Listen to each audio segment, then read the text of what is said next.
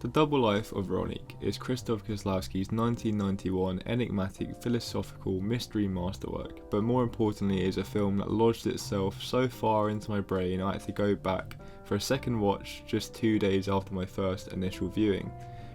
And at least for me, that's really saying something. It has perhaps grown on me the most out of any film I've ever seen, and done so in just a matter of days. And while it's been a little while since I first watched it, because I was a little bit too lazy to record this, it has certainly worked its way up my favourite films list into my top 15, I'd say, because I use Letterboxd a bit too much and I have to think in lists.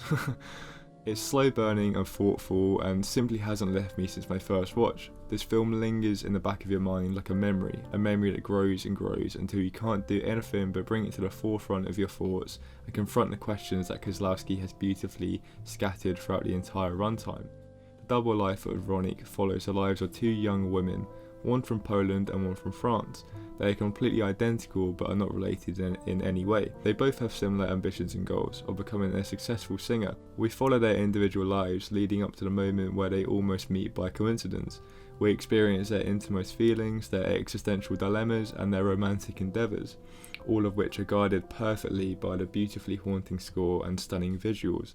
And I know it's a bit of a trope to say the cinematography is great without backing it up with any reason, but this film is saying quite a lot, and I'd be here for hours if I were to dive into specific moments, so forgive me for that. While this plot may seem deep within the realms of fantasy, Kieślowski prioritises ideas over traditional narrative, and I think this is why I love the film as much as I do.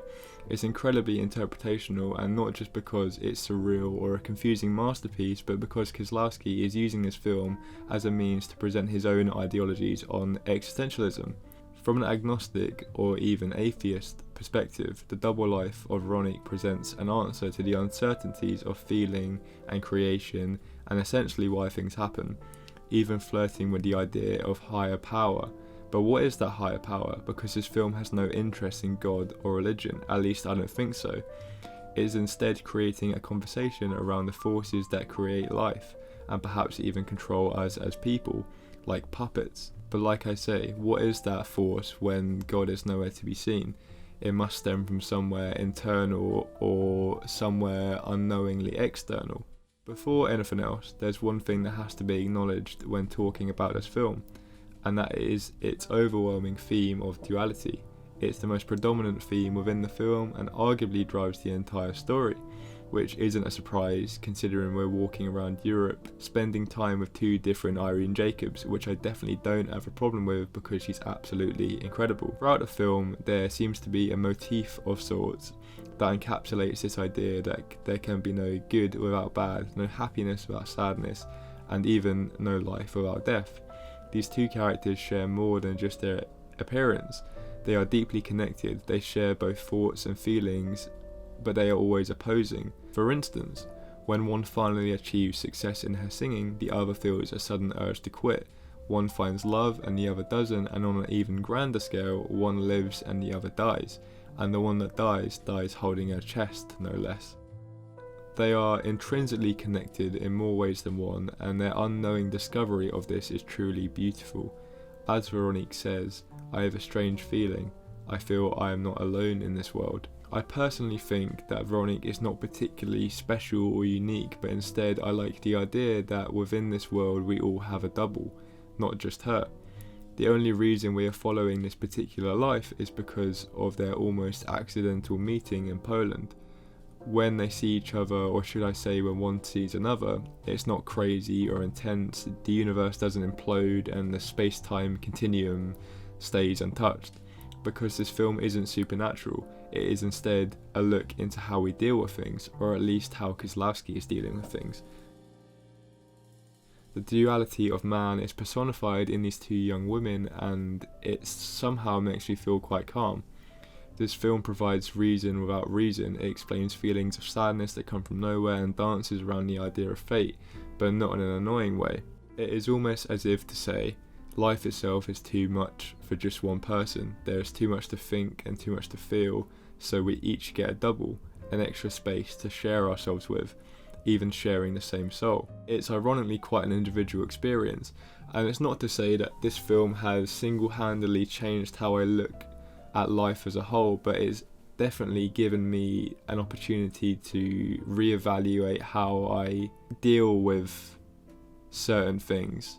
Not to say how I look at them, but it's a very comforting way on how to deal with things. Like I say, it provides reason without reason, and it's almost like the film itself is holding your hand the whole way through.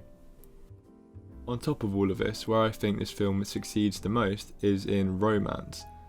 There is a scene in the film where Véronique sits in the audience of a marionette show. It's dark and atmospheric and almost frightening to some extent. She sits there mesmerised by the puppeteer and his dolls on strings. She watches them move and dance, and when she should be watching the marionettes, she's instead watching the hands controlling them. She's fascinated with what is making these tiny people move and live, which I think perfectly symbolises this idea of existentialism, almost conceptualising the entire film.